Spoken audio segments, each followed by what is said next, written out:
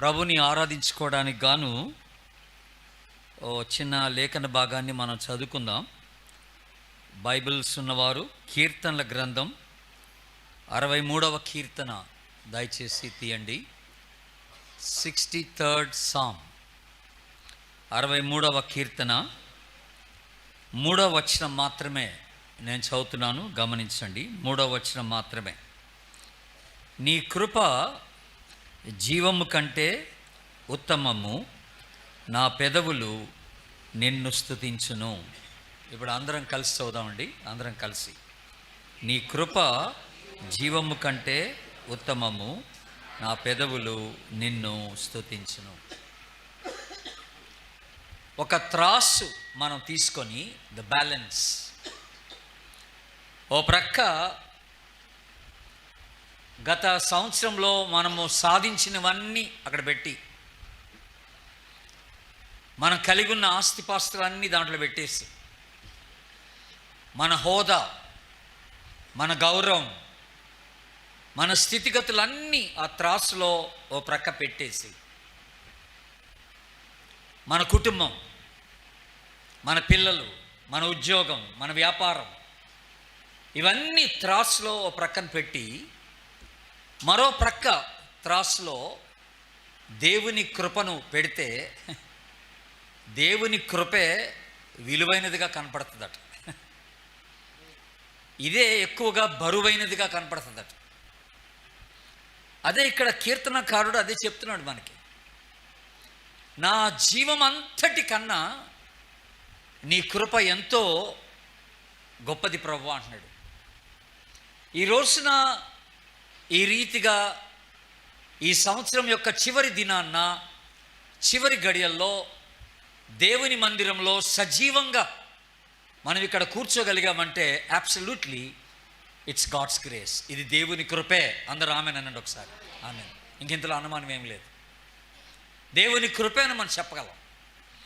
అయితే ఈ రాత్రి వేళ నేనేం చేస్తానంటే, మన అందరం కూడా దేవుని కృపను బట్టి దేవుని ఆరాధిద్దాం యాక్చువల్గా.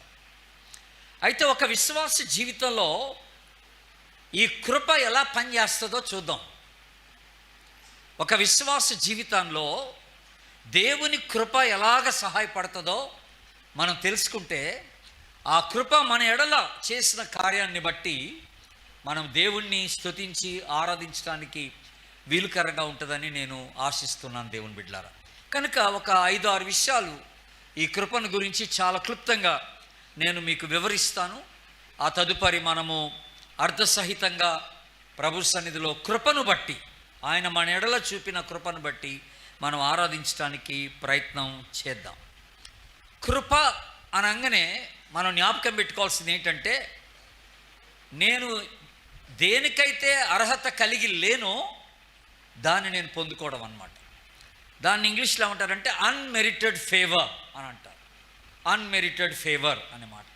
అర్హత లేని దానిని నేను పొందుకున్నప్పుడు అది కృప అవుద్ది అన్నమాట. అది కృప అవుద్ది.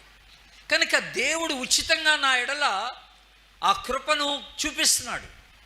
చూపించబట్టి ఈ రోజున ఈ స్థితిలో ఒక విశ్వాసిగా దేవుని మందిరంలో నేను ఉండగలుగుతున్నాననే మాట మనము జ్ఞాపకం చేసుకోవాలి. మరి కృప మన జీవితంలో ఏం చేసింది అనేది ఒక ఆలోచన. మనందరికీ తెలిసిన ఒక లేఖన భాగం, ఫస్ట్ ఆఫ్ ఆల్ అది మనం చూద్దాం. ఎఫెసీయులకు రాసిన పత్రిక 2వ అధ్యాయం, ఎఫెసీయులకు రాసిన పత్రిక 2వ అధ్యాయం 8వ వచనాన్ని చూద్దాం. 8వ వచనం, విశ్వాసము ద్వారా కృపచేతనే రక్షింపబడి ఉన్నారు, ఇది మీ వలన కలిగినది కాదు, దేవుని వరమే. అందరూ ఒకసారి దేవుని స్తోత్రం చెప్పండి. హల్లెలూయా. ఏమిటంట? మీరు విశ్వాసము ద్వారా కృపచేత రక్షింపబడి ఉన్నారు. నేను ఈ రోజున ఒక విశ్వాసిగా, రక్షింపబడిన వ్యక్తిగా, మారు మనసు పొందిన వ్యక్తిగా, క్రీస్తు రక్తంలో కడగబడిన వ్యక్తిగా, దేవుని బిడ్డగా, దేవుని సన్నిధిలో నేను ఇక్కడ ఉన్నాను అంటే అది దేనివల్ల జరిగిందంటే దేవుడు నా ఎడల చూపిన కృపే. ఇక్కడ నా మంచితనం ఏం లేదు, నా మంచి క్రియలు ఎక్కడ పనికి రాలేదు. దీని కొరకు నేను చేసిందంటే ఏం లేదు.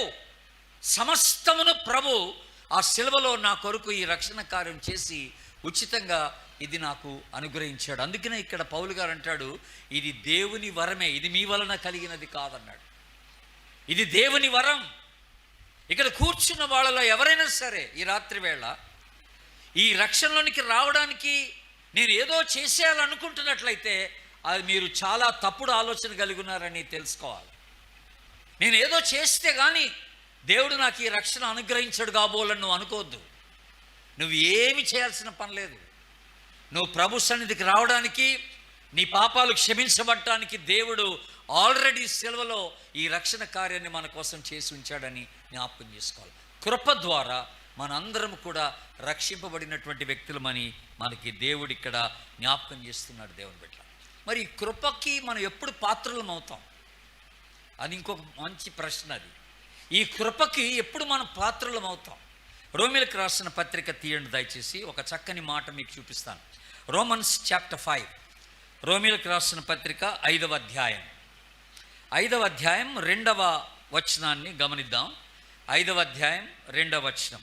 మరియు ఆయన ద్వారా మనము విశ్వాసము వలన ఈ కృపయందు ప్రవేశము గలవారమై. హలో, వింటున్నారా? ఎలాగట? విశ్వాసము వలన ఈ కృపయందు ప్రవేశము కలిగిన వారం అన్నాడు. The moment we put faith in the Lord, మనం ఎప్పుడైతే ప్రభునందు విశ్వాసం ఉంచుతున్నామో అప్పుడట ఈ కృపకు మనం అందరం పాత్రలం అయిపోతామంట. దేవునికి స్తోత్రం చెప్పండి. హల్లెలూయా. అది మొదలుకొని దేవుడు మన ఎడల తన కృపను విస్తారంగా మన ఎడల కుమ్మరిస్తాడనే మాట మనము జ్ఞాపకం చేసుకోవాలి. కేవలం విశ్వాసం ఉంచుట ద్వారా ఈ కృపలోనికి మనం అందరం కూడా ప్రవేశిస్తున్నామని దేవుడు మనకి జ్ఞాపకం చేస్తున్నాడు. ఫస్ట్ ఆఫ్ ఆల్ మనం గుర్తుపెట్టుకోవాల్సిన మాట, దేవుణ్ణి మనం స్తుతించాల్సినటువంటి, ఆరాధించాల్సినటువంటి విషయం ఏంటంటే, కృప ద్వారా మనందరికీ రక్షణ సంప్రాప్తి అయింది. కృప ద్వారా రక్షణ. కృప ద్వారా నేను నీతిమంతుడిగా తీర్చబడ్డాను. కృప ద్వారా ఆయన సన్నిధిలో ఆయన బిడ్డగా నిలబడుతున్నాను. కృపను బట్టి ఇదంతా నాకు కలిగిన భాగ్యం అని నేను కృపను బట్టి దేవుణ్ణి ఆరాధించవలసిన వాడని అంటున్నాను. సెకండ్లీ, రెండవదిగా విశ్వాస జీవితంలో కృప చేసే పని ఏంటో చూద్దాం. తీతుకు రాసిన పత్రిక తీయండి దయచేసి. తీతుకు రాసిన పత్రిక 2వ అధ్యాయం 11, 12, 13 వచనాలు గమనిద్దాం. ఇది లాంగ్ వర్డ్స్, ఇది చాలా పొడుగాటి వచనం. జాగ్రత్తగా చదివితే కానీ దీని అర్థం బయటికి రాదు మనకి. కనుక మీరు ఇది చదివేటప్పుడు జాగ్రత్తగా గమనించాలని కోరుతున్నాను. తీతుకు పత్రిక 198 పేజీ నెంబర్, 2వ అధ్యాయం 11, 12, 13 వచనాలు చదువుతున్నాను, జాగ్రత్తగా వినండి. ఏలయనగా సమస్త మనుషులకు రక్షణకరమైన దేవుని కృప ప్రత్యక్షమై. అందరూ చెప్పండి, ఏమి ప్రత్యక్షమై? దేవుని కృప ప్రత్యక్షమై. ఇప్పుడు ఏం చేసిందో చూద్దాం. ఈ కృప ప్రత్యక్షమై దేవుని బిడ్డల జీవితంలో ఏం చేస్తుందట? మనము భక్తిహీనతను, ఇహలోక సంబంధమైన దురాశలను విసర్జించి శుభప్రదమైన నిరీక్షణ నిమిత్తము, అనగా మహాదేవుడును మన రక్షకుడునైన యేసు క్రీస్తు మహిమ యొక్క ప్రత్యక్షత కొరకు ఎదురు చూచుచు ఈ లోకములో స్వస్థ బుద్ధితోనూ నీతితోనూ భక్తితోనూ బ్రతుకుచుండవలనని మనకు కృప ఏం చేస్తుంది? బోధించుచున్నది. ఇది పెద్ద వచనం అని చెప్పాను కదా, దీన్ని జాగ్రత్తగా చదివితే కానీ మనకు అర్థం కాదు. ఇప్పుడు సింపుల్గా దీని గురించి చెప్పాలంటే ఇక్కడ రాయబడిన మాట ఏమిటంటే, మనకట దేవుని కృప ప్రత్యక్షమై ఈ లోకములో మనము స్వస్థ బుద్ధితో నీతితో భక్తితో ఎలాగ బ్రతకాలో మనకి బోధిస్తుందట కృప. దేవునికి స్తోత్రం. ఈ లోకములో ప్రభు కోసం ఎలా జీవించాలో కృప మనకి నేర్పిస్తుందట. ఈ కృప ఎల్లప్పుడూ మనకు తోడుగా ఉండి నీతియుక్తమైన జీవితాన్ని జీవించటానికి, భక్తిపరమైన జీవితాన్ని జీవించడానికి, పరిశుద్ధమైన జీవితాన్ని జీవించడానికి, నేను దేవుణ్ణి సంతోష పెట్టగలిగే జీవితాన్ని జీవించడానికి, అదే సమయంలో ఈ లోక మాలిన్యాన్ని అంటించుకోకుండా ప్రభు సన్నిధిలో నేను పరిశుద్ధంగా జీవించడానికి ఈ కృప నాకు దోహదపడుతుందని దేవుని వాక్యం సెలవిస్తూ ఉంది. ఎంత చక్కని మాట అది. కనుక కృప లేకపోతే పరిశుద్ధత లేదు, గుర్తుపెట్టుకోండి. కృప లేకపోతే నీకు విజయం లేదు. కృప లేకపోతే నువ్వు నీతియుక్తమైన జీవితాన్ని జీవించలేవు. కృప లేకపోతే దైవభక్తి కలిగి ఉండలేవు. కృప లేకపోతే ఈ లోక మాలిన్యం నుండి నువ్వు బయట పడలేవు. అదే మాట అన్నమాట. ఇక్కడ తీతుకు రాస్తే దేవుడు అదే అంటున్నాడు. మనకి బయలుపరిచేటువంటి విషయం అదే. దేవుని బిడ్డలారా, కృప ప్రత్యక్షమై ఇంత గొప్ప కార్యాన్ని విశ్వాస జీవితంలో మన ఎడల కృప దయచేస్తున్నట్టుగా మనం గమనిస్తున్నాం. కనుక ఎవరు కూడా కృపను నిరర్ధకం చేసుకోకూడదు, కృపను నిర్లక్ష్యం చేయకూడదు. ఈ కృప ద్వారానే నేను ప్రతిదినం ఈ రక్షణలో కొనసాగలుగుతున్నాను. ఈ కృపను బట్టే నేను ఈ రక్షణలో భయముతో వణుకుతో కొనసాగలుగుతున్నాను. ఈ కృపను బట్టే నేను పరిశుద్ధంగా నిలబడగలుగుతున్నాననే మాట మనం జ్ఞాపకం చేసుకోవాలి. దేవుని బిడ్డలారా, కృప అంతగా ఒక విశ్వాసికి సహాయకరంగా వస్తుందనే మాట మనము జ్ఞాపకం చేసుకోవాల్సినటువంటి మాట. ఇది రెండవది. మొదటిది ఏమన్నాను? కృప ద్వారా రక్షణ. అందరూ చెప్పండి, ఏమన్నాను? రక్షణ. రెండవది, కృప ద్వారా మనకు వచ్చేది ఏంటన్నాను? నీతి, భక్తి, స్వస్థ బుద్ధి, పరిశుద్ధత. ఈ లోక మాలిన్యాన్ని అంటించుకోకుండా ప్రభు కోసం పరిశుద్ధంగా జీవించడానికి ఈ కృప మనకు దోహదపడుతుందని దేవుని వాక్యము సెలవిస్తూ ఉంది. మూడోది, ఇక్కడ కూర్చున్న మనలో ఎవరం కూడా గడిచిన సంవత్సరం, ఈ 2023 సంవత్సరం నాకు ఏ శ్రమ రాలేదని ఎవరు చెప్పలేరు. ఇక్కడ నాకు ఏ కష్టం రాలేదని ఎవరు అనలేరు కదా. మనకి ఎన్నో ఇబ్బందులు వచ్చాయి, ఎన్నో శోధనలు వచ్చాయి, ఎన్నో కష్టాలు వచ్చాయి, ఎన్నో శ్రమలు వచ్చాయి, ఎంతో అనారోగ్య పరిస్థితి వాటిల్లింది. వీటన్నిటిలో మనం బయటపడ్డాం, వీటన్నిటిలో నుంచి బయటపడ్డాం. ఇలాగ బయటపడటానికి మనకి దోహదపడింది ఏంట్రా అంటే, కొరింథీయులకు రాసిన 2వ పత్రిక తీయండి ఇప్పుడు దయచేసి. కొరింథీయులకు రాసిన 2వ పత్రిక 12వ అధ్యాయం, 2 Corinthians chapter 12. 2వ కొరింథీ పత్రిక 12వ అధ్యాయం 7వ వచనం ఏంటంట? నాకు కలిగిన ప్రత్యక్షతలు బహు విశేషముగా ఉన్నందున నేను అత్యధికముగా హెచ్చిపోకుండు నిమిత్తము నా శరీరములో ఏం పెట్టాడంట దేవుడు? ఒక ముళ్ళు. హలో ఆగండి, ఏం పెట్టాడు? ఒక ముళ్ళు. నేను హెచ్చింపబడుకుండునట్లుగా, హెచ్చిపోకుండునట్లుగా, నేను గర్వించకుండా ఉండునట్లుగా. ఆగండి, కొన్నిసార్లు దేవుడు కావాలని మొత్తేస్తాడు, గుర్తుపెట్టుకోండి.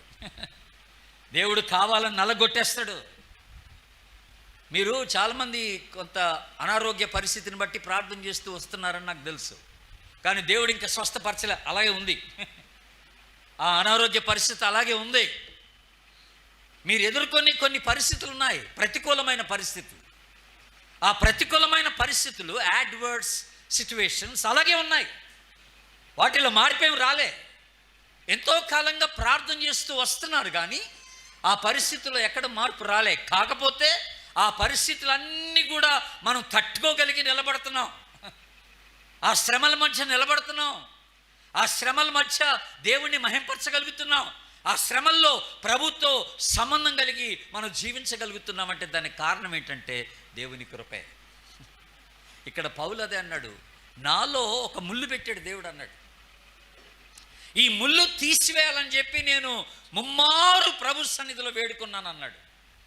ముమ్మారు వేడుకున్నాను, కానీ దేవుడు అన్నాడు నేను తీసేయనన్నాడంట. నేను తీసేయనన్నాడంట. ఇది ఉన్నంత వరకు నా కృప నీతో ఉంటుంది అన్నాడంట. అందరు ఆమెనండి ఒకసారి. ఇది ఉన్నంత వరకు నా కృప నీకు తోడుగా ఉంటుంది చాలన్నాడంట. ఇది నువ్వు భరించడానికి నా కృప నీకు సహాయపడుతుంది అన్నాడు.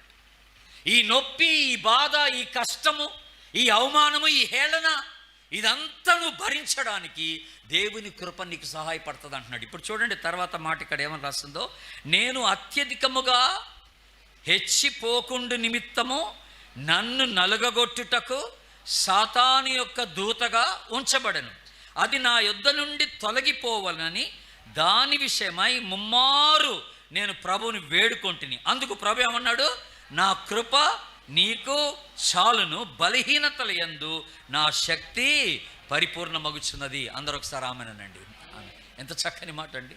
ఈ రోజున పరిస్థితులు ఎలాగున్నా నేను బహుధైర్యంగా, సంతోషంగా, ఇంకా ప్రభుత్వ సంబంధం కలిగి ప్రార్థనలు ఎదుగుతూ ఈ రోజున దేవుని మందిరంలో కూర్చోగలుగుతున్నానంటే ఇలాగ జరగడానికి గల కారణం ఏంటంటే దేవుని కృప. అందరూ ఆమెనండి. దేవుని కృపే. ఆ కృపను బట్టి నేను ఎంతో ప్రభుని ఆరాధించవలసిన వాడిని అంటున్నాను. ఆ కృప లేకపోతే నేను ఉండలేను. ఇంతకీ పౌలు గారికి వచ్చిన ఆ ముళ్ళు ఏంటో తెలుసా? మనకి బైబిల్లో వివరించలేదు, కానీ దాన్ని బట్టి మనం కొన్ని సంఘటనలు బట్టి, కొన్ని రెఫరెన్సెస్ని బట్టి మనకు అర్థమవుతుంది ఏంటంటే పౌలు గారికి కంటి జబ్బు ఒకటి ఉందండి. ఆయన కంట్లో నుంచి ఎప్పుడు పుసి కారుతూ ఉంటుంది అన్నమాట.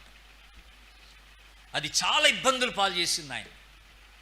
మీరు ఊహించండి, ఒక స్పీకర్ ముందు నిలబడి మాట్లాడేటప్పుడు ఊరికే కంట్లో నుంచి పుసి కారుతూ ఉంటే ఎలాగుంటుంది? నేను ఎంత ఇబ్బంది పాలైపోతాను. ఊరికే తుడుచుకుంటూ మాట్లాడాలా? మీకు ఇబ్బందే నన్ను చూడటం కదా. అందుకనే గలతీ సంఘానికి రాస్తూ పౌలు ఒక చక్కని మాట అన్నాడు, అవసరమైతే మీ కళ్ళు ఊడబీకి నాకు ఇవ్వడానికి మీరు సిద్ధపడ్డారంటాడు. గలతీ సంఘస్థులతో మాట్లాడుతూ పౌలు అంటాడు, మీ కళ్ళు ఊడదీసి నాకు ఇవ్వడానికి ఇష్టపడ్డారు మీరు అంటాడు. ఎందుకంటే ఆ కంటి జబ్బు చూడలేక అనమాట. ఆ కంటి జబ్బు చూడలేక గలతీ సంఘస్థులట వాళ్ళ కళ్ళు ఇవ్వాలనుకున్నారట, పౌలు గారికి కళ్ళు ఇచ్చేయాలనుకున్నారట. కనుక దాన్ని బట్టి నాకు అర్థమవుతుంది ఏంటంటే ఒకవేళ ఈ కంటి సమస్య తనని బాగా వేధించి ఉండొచ్చు తన పరిచర్యలో. అది తీసివేయబడాలని దేవుని సన్నిధిలో ప్రార్థన చేసి ఉండొచ్చు అండి. కానీ ప్రభు అన్నాడు, నేను తీసివేయను. ఆయన చనిపోయేంత వరకు ఆ ప్రాబ్లం అలాగే ఉండింది. ఇప్పుడు దేవునికి స్తోత్రం చెప్పండి. ఎందుకు తెలుసా? దేవుని కృప అతన్ని నడిపిస్తూ వచ్చింది. దేవునికి స్తోత్రం.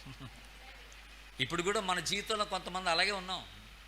కొన్ని పరిస్థితులు మారలే, కొంతమందికి స్వస్థత జరగలే. దేవుడు స్వస్థత ఇవ్వడు, దేవుడు ఇవ్వడు. నేను తర్వాత సందేశంలో ఒక ప్రాముఖ్యమైన విషయాన్ని నేను మీతో చెప్తాను. దాని కొరకు కనిపెట్టండి.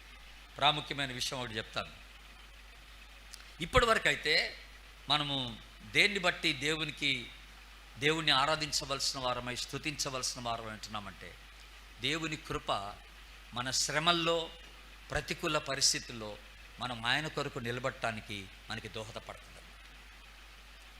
ఆయన కొరకు సాక్షిగా నిలబడటానికి మనకి దోహదపడుతుందని మనం జ్ఞాపకం చేసుకోవాలి. అందుకని ఇప్పుడు ఎలాగో మొదటి కొరింథీ పత్రిక తీయండి, 15వ అధ్యాయం తీయండి దయచేసి. మొదటి కొరింథీ పత్రిక 15వ అధ్యాయము 10వ వచనం చూడండి.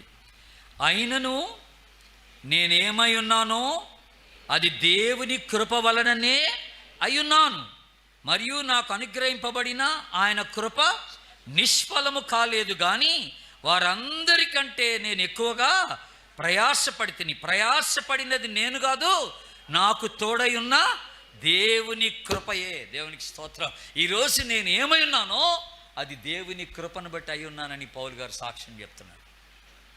మనం అతిశయించడానికి ఏం లేదు ఇక్కడ.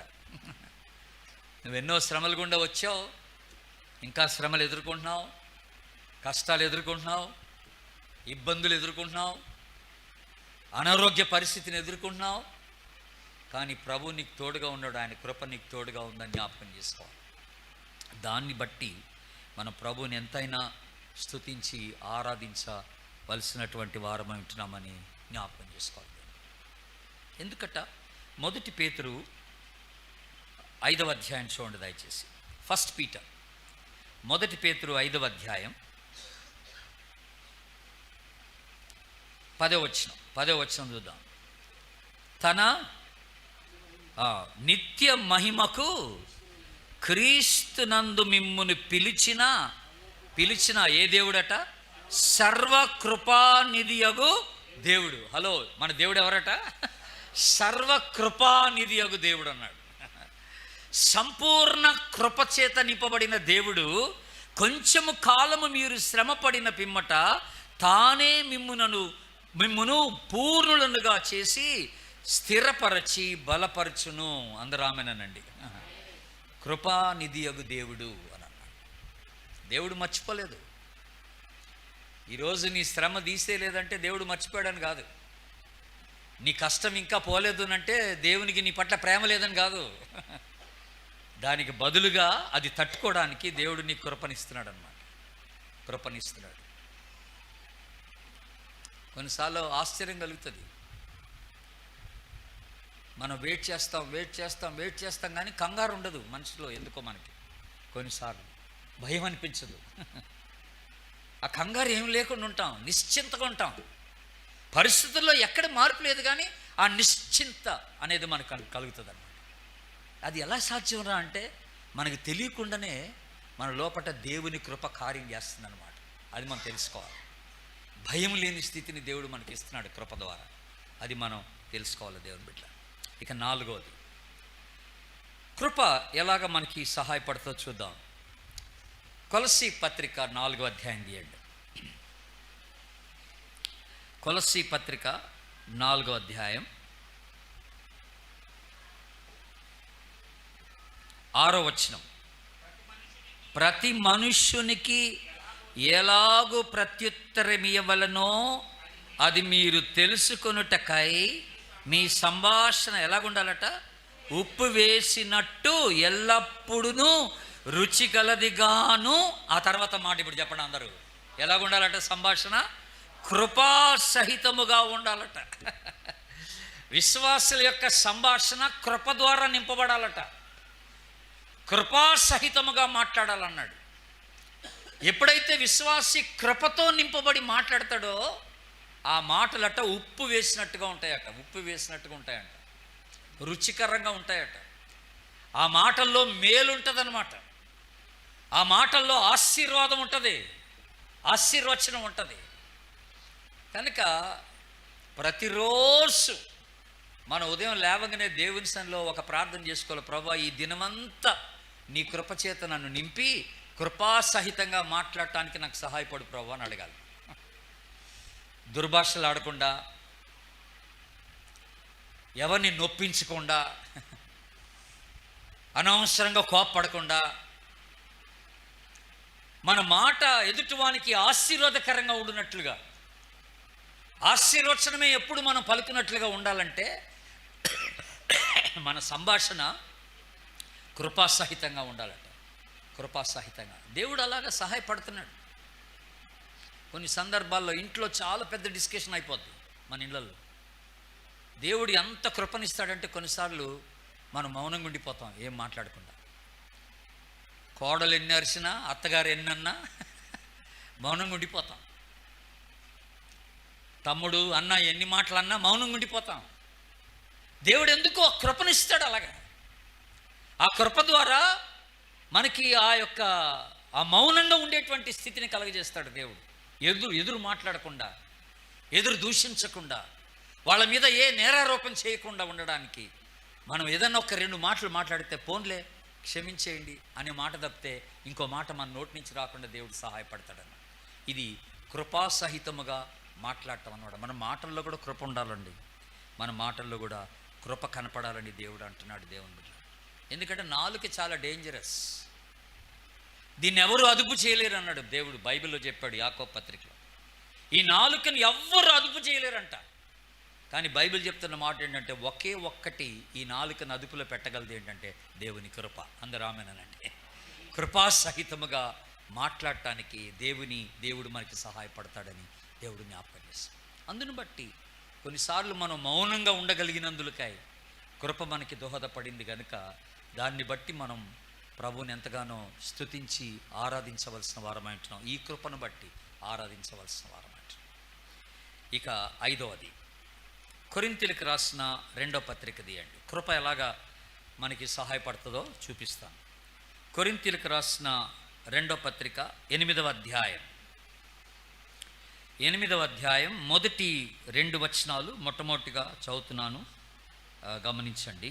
మొదటి 2 వచనాలు. సహోదరులారా, మాసిదోనియా సంఘములకు అనుగ్రహింపబడి ఉన్న దేవుని కృపను గూర్చి మీకు తెలియజేయుచున్నాను. ఎలాగనగా వారు బహు శ్రమ వలన పరీక్షింపబడగా అత్యధికముగా సంతోషించిరి, మరియు వారు నిరుపేదలైనను వారి దాతృత్వము బహుగా విస్తరించెను. ఈ కృప విషయంలోనూ పరిశుద్ధుల కొరకైన పరిచర్యలో పాలు పొందు విషయంలోనూ మనఃపూర్వకంగా మమ్మల్ని వేడుకున్నారు అంటున్నాడు. చూడండి దేవుని బిడ్డలారా, ఇక్కడ ఒక చక్కని మాట పౌలు గారు చెప్తున్న మాట ఏంటంటే, మాసిదోనియా సంఘమునకు అనుగ్రహింపబడిన దేవుని కృప అని అన్నాడు. ఇది ఏ కృప చెప్పగలరా? ఇది ఇచ్చే కృప.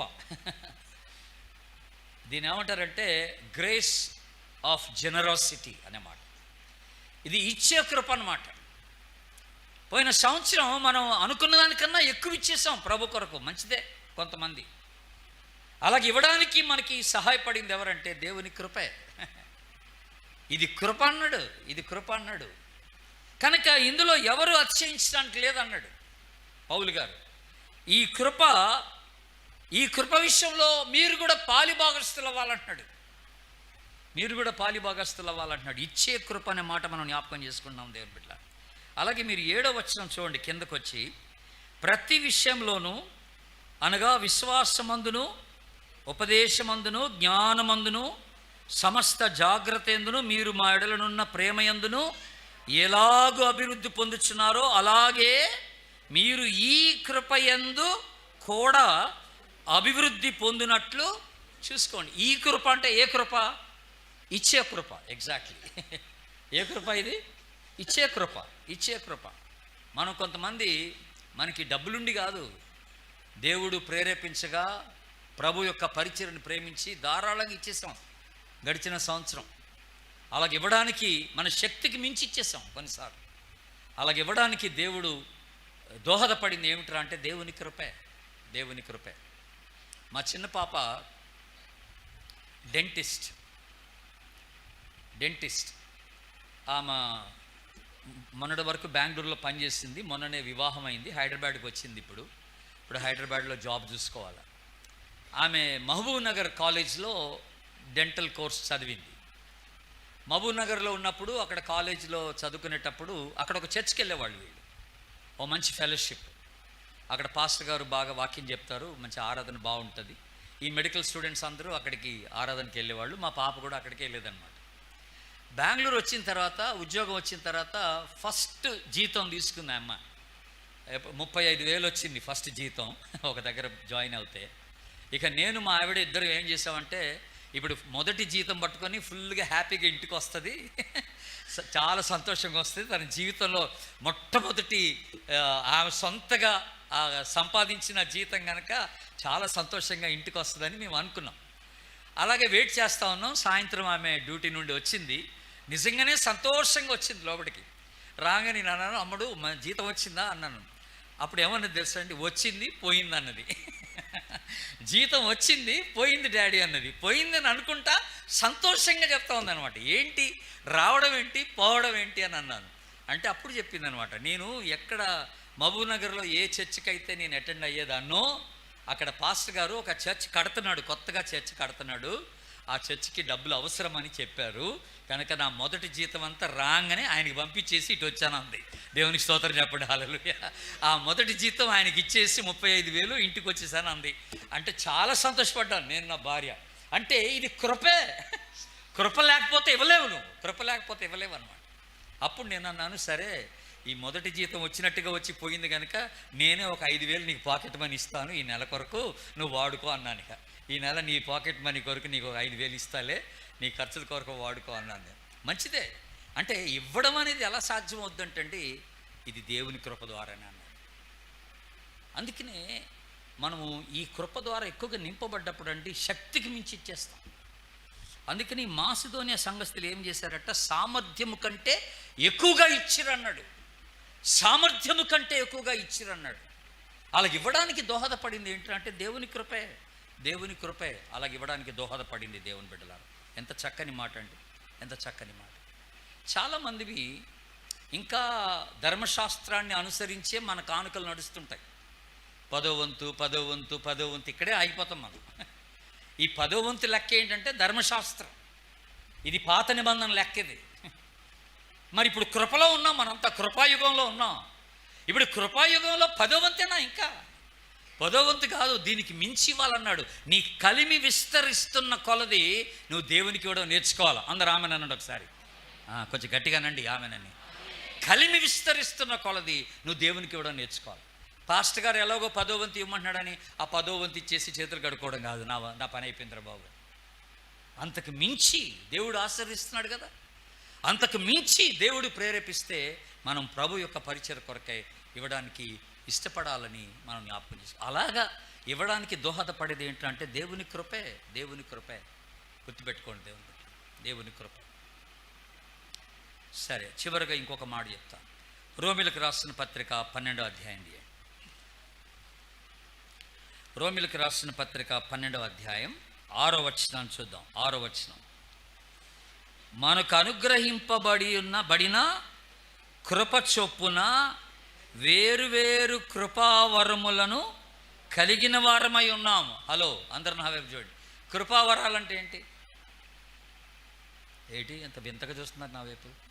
కృపావరాలంటే ఏంటి? హలో, కృపావరాలంటే పరిశుద్ధాత్మ వరమే, పరిశుద్ధాత్మ వరాలే. వీటికి మరొక పేరు పెట్టబడింది ఏంటంటే కృపావరం, గిఫ్ట్స్ ఆఫ్ గ్రేస్ అని అన్నాడు. అంతే, పరిశుద్ధాత్మ వరాలే కృపావరాలంటే. కనుక మనకు అనుగ్రహింపబడిన కృప చొప్పున మనకు అనుగ్రహింపబడిన వరాలు అన్నాడు దేవుడు. అర్థమవుతుందా దేవుని బిడ్డలారా? కొన్ని వరాలు దేవుడు ఇచ్చాడు మన అందరికీ. ఇప్పుడు జాగ్రత్త వినండి మీరు. ప్రతి విశ్వాసికి ఒక వరం ఉంటుంది. అంటే దానికంటే ముందు ఇంకో మాట చెప్పాలి. ప్రతి విశ్వాసి దేవుని సంఘంలో ఒక అవయవం. ఒప్పుకుంటారా? సంఘం అంటే ఆయన శరీరం. అందరూ చెప్పండి, సంఘం అంటే ఆయన శరీరం. ఈ శరీరంలో మనందరం ఎవరు? అవయవాలు. సో ఒక్కొక్క అవయవానికి ఒక పని ఉంటుంది అన్నమాట. కూర్చున్న మనందరం ఇక్కడ ఒక అవయవం, ఒక్కొక్క అవయవం సంఘంలో. ఒక్కొక్క అవయవానికి ఒక పని ఉంటుంది. ఆ పని జరిగించడానికి దేవుడు ఏం చేస్తాడంటే ఒక వరం ఇస్తాడనమాట. ఆ పని జరిగించడానికి ఒక వరం ఇస్తాడనమాట. కొంతమంది బాగా ప్రార్థన చేసే వరం ఉంటుంది. ప్రార్థన కొరకే దేవుడు వాళ్ళని వాడుకుంటాడు. కనుక ప్రార్థించే వరం ఇస్తాడు దేవుడు. వాళ్ళు ప్రార్థన చేస్తారు, బాగా చేస్తారు, గంటలు తరబడి. కొంతమందికి సహాయపడే వరం ఉంటుంది. అలాగే సహాయపడే వరం ఉన్నాడు బాగా సహాయపడతాడు. మందిరానికి వస్తాడు, ఆరాధన ప్రారంభించక ముందుగానే చేపలన్నీ వేస్తాడు, కుర్చీలన్నీ వేస్తాడు, మొత్తం ఊడి చేస్తారు మందిరం అంతా. మళ్ళీ ఆరాధన అయిపోగానే చేపలన్నీ చుట్టేస్తారు, కుర్చీలన్నీ ఎత్తేస్తారు, మూలన పెట్టేస్తారు. ఎవరు చెప్పరు వాళ్ళకి. ఇది వరం అన్నాడు. ఇది కూడా ఒక వరమే, సహాయపడటం ఒక వరం అన్నమాట. అర్థమైందా? కొంతమంది బాగా సలహాలు ఇవ్వగలరు ఆధ్యాత్మికంగా, కౌన్సిలింగ్ అంటాం, కౌన్సిలింగ్. కొంతమంది బాగా బైబిల్ స్టడీ తీసుకోగలరు. కొంతమంది వీధి సువార్త బాగా చేయగలరు. అర్థమవుతుందండి? కొంతమంది హౌస్ విజిటింగ్ బాగా చేసి ప్రజల్ని ఆదరించడం అనేది చేస్తారు. 1-to-1 ఒకరినొకరు కలుసుకొని మాట్లాడి ఆదరించడం అనేది బాగా చేస్తారు కొంతమంది. ఇలాగ రకరకాలైనటువంటి వరాలు దేవుడు ఇచ్చాడు. కొంతమంది కంప్యూటర్లో మంచి పని చేస్తారు, గ్రాఫిక్స్ అన్ని బాగా చేస్తారు. కొంతమంది వాయిద్యాలు చక్కగా వాయిస్తారు. కొంతమంది మైక్ ఆపరేట్ చేస్తారు. కొంతమంది ఈ వెబ్సైట్ ఇవన్నీ రికార్డింగ్స్లో బాగా బాగా ఆరితేరి మంచి స్కిల్ కలిగి ఉంటారన్నమాట వాళ్ళు. దేవుడు వాటిలో కొంతమందికి వరం ఇస్తాడు. అలాగే ఇవన్నీ కూడా నానా విధాలైనటువంటి వరాలు దేవుడు ఎందుకు వాడుకుంటున్నాడంటే సంఘం యొక్క క్షేమాభివృద్ధి కొరకు అన్నాడు. అందరూ ఆమెనండి ఒకసారి. ఆమె. ఇప్పుడు మీరు ఎఫ్ఎస్సి పత్రిక తీయండి దయచేసి. ఎఫ్ఎస్సి పత్రిక 4వ అధ్యాయం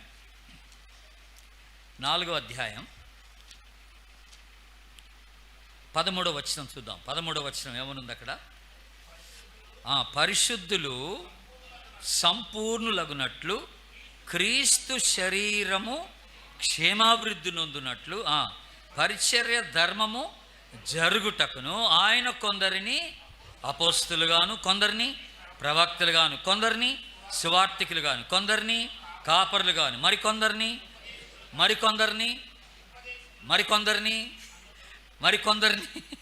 సండే స్కూల్ టీచర్స్ గాను, మరికొందరిని ప్రార్థనా పరులు గాను, మరికొందరిని వీధి సువార్తికులు గాను, మరికొందరిని పాస్టర్స్ గాను, మరికొందరిని మిషనరీస్ గాను, మరికొందరిని వాయిద్యాలు వాయించడం, మరికొందరిని ఆరాధన నడిపించడానికి, పాటలు పాడటానికి కానీ, ఇలాగా రకరకాలైనటువంటి వరాలు ఇచ్చి సంఘ క్షేమాభివృద్ధి కొరకు ప్రభు వాడుకుంటున్నాడంట. వీటన్నిటిని మనం ఏమంటున్నామంటే ఈ వరాలన్నీ కృపావరం అన్నాడు. కృపావరం అన్నాడు. ఇంగ్లీష్లో గిఫ్ట్ అంటాం. వరం అంటే ఏంటి? గిఫ్ట్ అన్నాడు. ఈ గ్రీక్ భాషలో గిఫ్ట్ అనే పదానికి ఇవ్వబడిన మాట ఏంటంటే క్యారిస్మా అన్నారు. క్యారిస్మా అనే మాట ఉపయోగించారు. క్యారిస్ అనే పదం దానికి అర్థం ఏంటంటే కృప అని అర్థం అనమాట. గ్రేస్ అంటారు. క్యారిస్ అంటే గ్రేస్. మీరు పేరు పెట్టుకోవాలంటే అమ్మాయికి ఈ పేరు పెట్టుకోవచ్చు, క్యారిస్ అని. క్యారిస్ అంటే గ్రేస్ అన్నమాట. దానికి ఇంకొక అర్థం అనమాట. అర్థమవుతుందండి? అయితే ఈ కృపావరం అంటే ఇది కృప ద్వారా వచ్చిన వరం. నేనేమి దీన్ని ఇది సంపాదించుకోలేదు, నా శక్తిని బట్టి ఇది రాలేదు, నేను డబ్బులు కడితే నాకు రాలేదు, ఇది ట్రైనింగ్ తీసుకుంటే రాలేదు. ఇది కొంతమంది ఏం చేస్తున్నారంటే ఈ కృపావరాలకి ట్రైనింగ్ ఇస్తున్నారు. మీకు భాషలు మాట్లాడి ట్రైనింగ్ ఇస్తానంటారు, మీకు ప్రవచించే ట్రైనింగ్ ఇస్తానంటారు, స్వస్థపరిచే ట్రైనింగ్ ఇస్తానంటారు. ఇవన్నీ ట్రైనింగ్ వల్ల వచ్చేది కాదు. ఇది తప్పది. బైబిల్ చెప్పే బోధ కాదు అది. తప్పండి. అది ఎప్పుడు మనం నమ్మకూడదు. ట్రైనింగ్ వల్ల వచ్చేది కాదు ఇది. ఇది ఉచితంగా దేవుడు తన కృప ద్వారా మనకిచ్చిన వరం. ఈ వరాన్ని సంవత్సర కాలం అంతా వాడాం. కొంతమంది మేము వాడాం. దేవుడు మనకిచ్చిన వరాన్ని సంఘక్షేమము కొరకు వాడాం. అనేకులకు ఆశీర్వాదకరంగా ఈ వరాన్ని మనం వాడాం. దేవుడిచ్చిన కృపను బట్టి వాడేసాం. అందుని బట్టి దేవునికి మనం ఎంతో స్తుతులు చెల్లిస్తూ ఆయన ఆరాధించవలసిన వారమై ఉంటున్నామని జ్ఞాపకం చేసుకుంటున్నాం. కనుక ఎన్ని విషయాలు చెప్పానండి ఈ రోజున నేను మన కృపను గురించి? 6 విషయాలు మనం మాట్లాడుకున్నాం. మొదటిది ఏమన్నాను? కృప ద్వారా రక్షణ. రెండోది కృప ద్వారా స్వస్థ బుద్ధి, నీతి, భక్తి, లోకమాలిన్యం అంటకుండా ప్రభు కోసం జీవించటం. మూడోది కృప ద్వారా ఏమొచ్చిందని చెప్పాను? శ్రమలు, ప్రతికూలమైన పరిస్థితులు మనం తట్టుకొని ప్రభు కోసం నిలబడటానికి కృప దోహదపడుతుందని చెప్పాను. నేను కృప దోహదపడుతుందని చెప్పాను. అలాగే నాలుగోదిగా కృప ద్వారా మనం ఏం చేస్తాం? కృపా సహితముగా మాట్లాడతాం. మన సంభాషణ ఉప్పు వేసినట్టుగా ఉంటుందట. ఆశీర్వచనం పలకడానికి, ఎదుటివానికి క్షేమకరమైన మాటలు పలకడానికి కృప మనకి దోహదపడుతుందని మనం జ్ఞాపకం చేసుకున్నాం. అలాగే కృప ద్వారా మనం ఏం చేస్తాం? ధారాళంగా ప్రభుకి ఇచ్చేస్తాం. కృప ద్వారా ధారాళంగా ప్రభుకి ఇవ్వగలిగినాం. ఈ సంవత్సర కాలంలో, గడిచిన సంవత్సరంలో కొంతమంది మీ చాలా శక్తికి మించి ప్రభుకి కానుకలు ఇచ్చారు. దేవునికి స్తోత్రం. అలాగే ఇవ్వడానికి దోహదపడింది ఏమిట్రా అంటే దేవుని కృపే అని మనం జ్ఞాపకం చేసుకున్నాం. ఫైనల్గా దేవుని కృప మనకి ఎలాగ సహాయపడుతుందంటే మనకి వరాలు ఇస్తుందట. కృప వరం ఇచ్చి సంఘ క్షేమాభివృద్ధి కొరకే మనందరినీ ఈ కృప వాడుకుంటుందని మనం జ్ఞాపకం చేసుకోం. ఇట్టి కృపను బట్టి ప్రభుని మనం ఆరాధిస్తాం. దేవుడి మాటలు దీవించిందా.